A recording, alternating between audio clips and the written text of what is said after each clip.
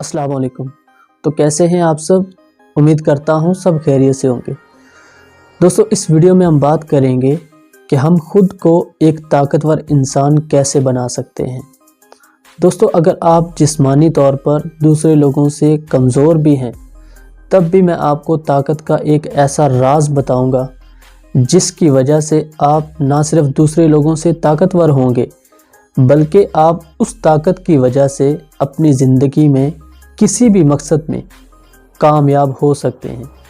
तो क्या है ये ताकत, क्या है ये राज, ये जानने के लिए इस वीडियो को मुकम्मल देखिए। तो दोस्तों, आलमी सतह के जो खिलाड़ी होते हैं ना, उनमें अक्सर खिलाड़ी जो होते हैं वो यकसा कुव्वत के मालिक होते हैं। उनको तरबियत भी यकसा मयार की मिलती है।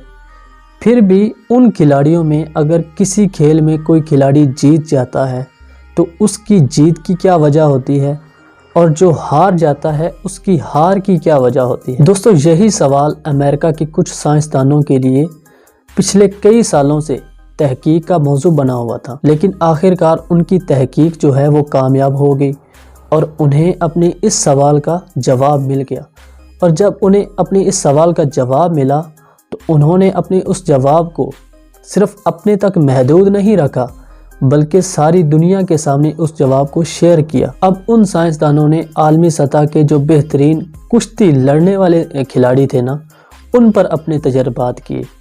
उन्होंने पहले अच्छी तरह उन खिलाड़ियों की ताकत और उनकी नफ्सियात का बगौर जायज़ा लिया।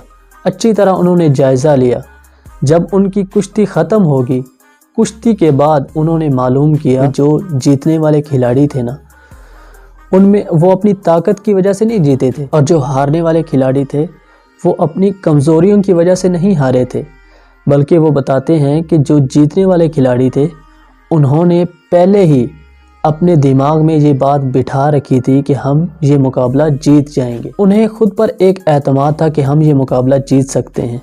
लेकिन जो हारने वाले खिलाड़ी थे उन्होंने पहले से ही यही सोच रखा था कि हम बहुत कमज़ोर हैं, वो हमसे ताकत में ज़्यादा हैं, वो हमसे जीत जाएंगे, हम नहीं जीत सकते, हम तो हार ही जाएंगे। हारने वाले खिलाड़ी अपनी इस मनफी सोच की वजह से हारे, और जो जीतने वाले खिलाड़ी थे वो अपनी इस मुस्बत सोच की वजह से और अपने आप पर एक एतमाद की वजह से जीते। दोस्तों, यही बात हमारी ज़िंदगी के तमाम मकासद के लिए और तमाम मुकाबलों के लिए भी दुरुस्त है।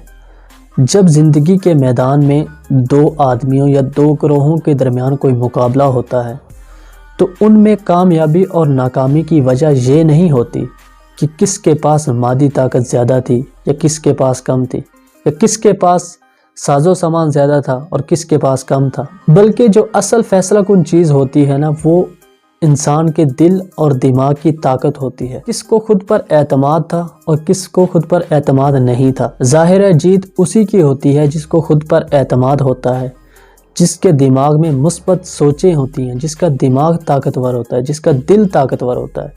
असल ताकत यही है कि इंसान को खुद पर एतमाद होना चाहिए, इंसान का दिल ताकतवर होना चाहिए, इंसान का दिमाग ताकतवर होना चाहिए।